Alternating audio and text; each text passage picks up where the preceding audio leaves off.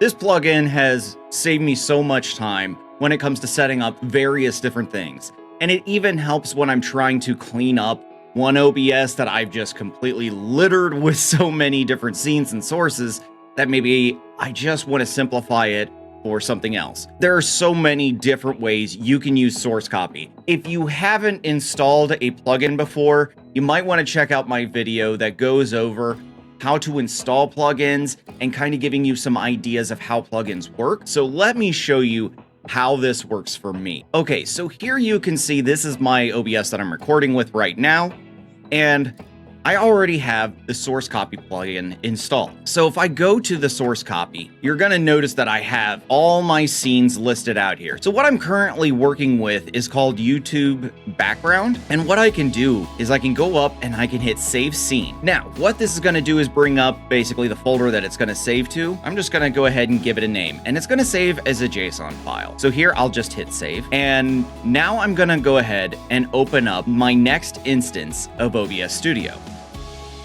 So here I have my OBS Studio. It is brand new, has nothing in it. The only thing I've done is I have installed.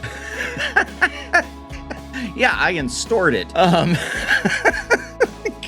You'll see that the only thing that I've installed in here right now is Source Copy. And so what I'm going to do is the scene that I have saved, I'm going to go ahead and load into my new instance of OBS Studio. So I'll go in, I will hit Load Scene, and then I'm going to choose exactly where I saved it from. So here it is, the test JSON, and I click, and you'll see it has loaded in. Now, this is what it's going to come up with, and some of this is going to be different because I've applied other filters to this that unfortunately aren't installed on this currently, but that's okay. I can take care of that at another time. Now, when it comes to my camera, all I'd have to do is come down to Properties, and if I wasn't actually using this in my other OBS Studio, it would show up. So I've used the virtual cam to bring myself in, and I'm using the virtual cam from my other OBS Studio and bringing it over here so that way we at least have a camera to work with. So here I'll hit OK. Now, I would need to chroma out the background, but you can see that you can add this stuff fairly easily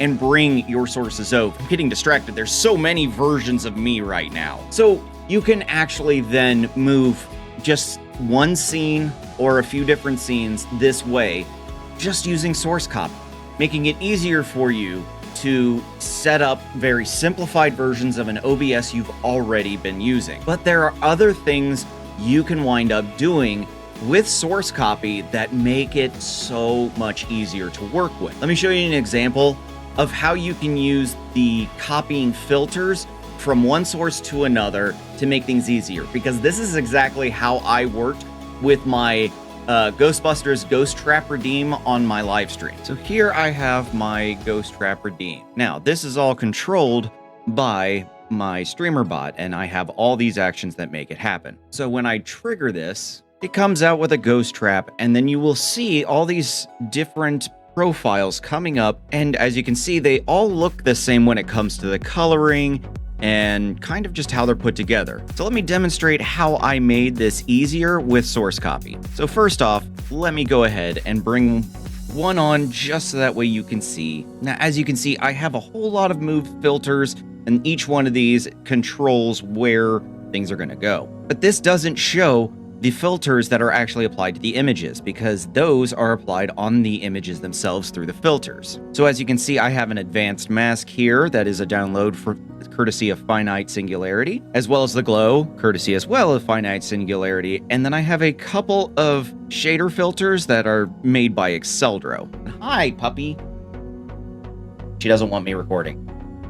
So what I'm going to go ahead and do, let's add another source. So here I've got this test color source that we can use, and I've made sure that it's going to be the same size as everything else, so that way it'll apply the same as everything else. So what I'm going to do, I will go up to Source Copy, we'll come down to Ghost Trap Card, go to one of the profiles that has the filters that I need, we can save them, to where if we're doing a lot of them at one time, we can save them and just load each individual one from those filters that are saved. But in this case, since I'm only doing the one, I can just do a copy filter. So I'll go back to source copy. I'll come down to the ghost trap card, and I'm going to go up to the tester color that we want to apply this to. And we're going to hit paste filter. So now it's got the advanced mask that brings it down to a circle, just like over here. And then we're going to apply the rest of them. The only thing that drives me nuts about this is that it is a drop-down menu.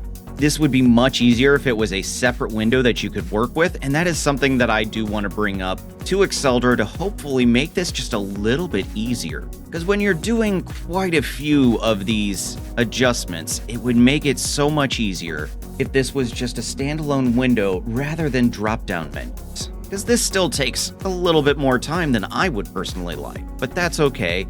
This is still better than having to manually set up every single one.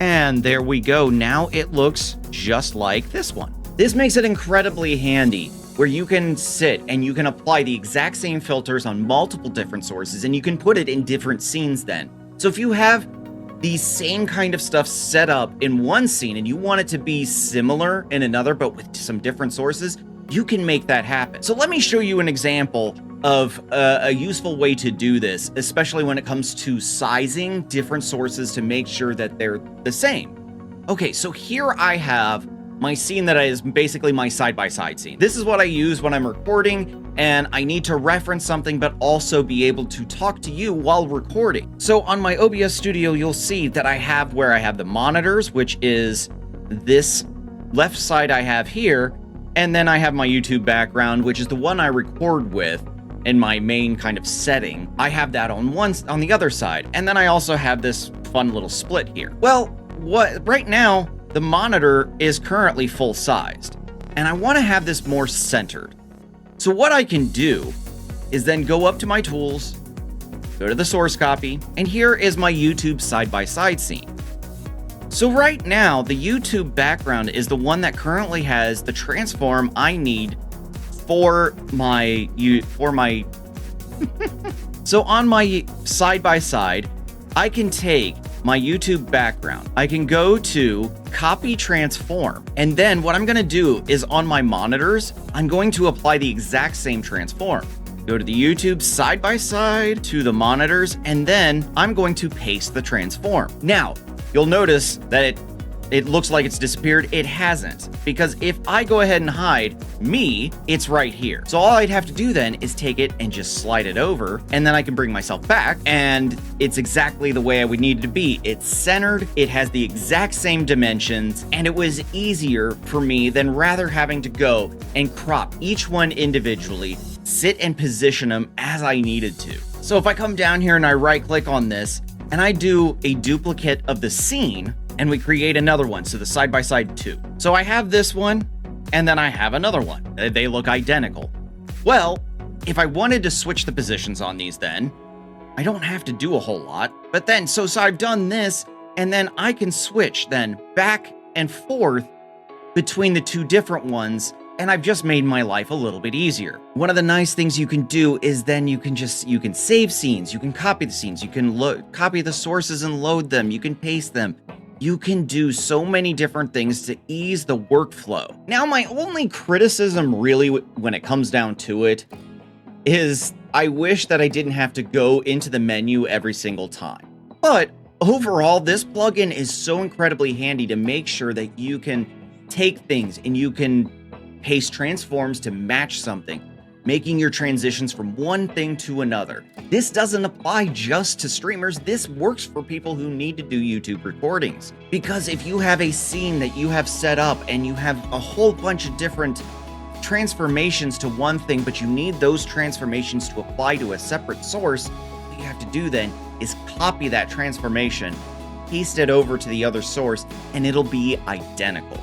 Get the source copy plugin. It is absolutely worth it. And I'm going to continue to do examples and deep dives into specific plugins and why they are going to be amazing for your streams, your recordings, whatever you need them to be.